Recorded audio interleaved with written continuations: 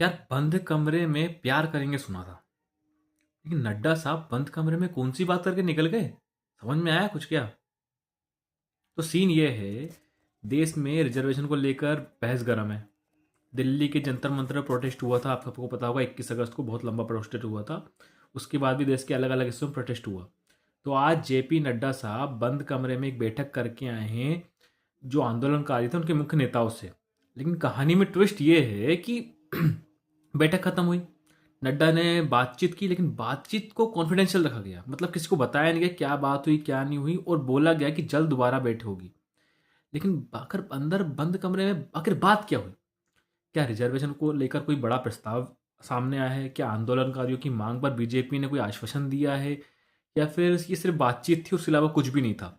सबसे बड़ी बात तो ये है कि बैठक के बाद बीजेपी की तरफ से रिजर्वेशन खत्म करने या मौजूदा व्यवस्था बदलने का कोई फैसले की कोई घोषित नहीं किया गया, कुछ नहीं बताया गया कि ऐसा कुछ कर रहे हैं हम लोग। यानी जनता के सामने अभी सिर्फ इतना है, मुलाकात हुई है, बातचीत हुई है, अगली बैठक भी होगी, लेकिन असली बातचीत में क्या हुआ क्या तय हुआ इसका पूरा खुलासा नहीं किया गया है। तो सवाल उठता है, क्या आने वाले दिनों में रिजर्वेशन को लेकर बीजेपी को एक बड़ा कदम उठाने वाली है? क्योंकि उठाएगी तो भाई बवाल तो होगा। क्योंकि या क्योंकि अब जो रिजर्वेशन है वो कोई मुद्दा नहीं है, ये राजनीति मुद्दा नहीं है, ये करोड़ों युवाओं के भविष्य से जुड़ा सवाल है।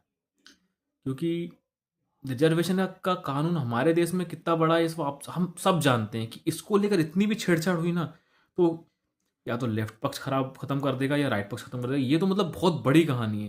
देखो, हम भी चाहते हैं कि आर्थिक उस पर रिजर्वेशन हो, आर्थिक समानता पर रिजर्वेशन हो, लेकिन भाई मुद्दा बहुत गर्म हो जाता है हमारे देश में इस चीज़ के लिए। आपको क्या लगता है मुझे कमेंट करके बताइए। बाकी मिलते हैं अगली वीडियो में।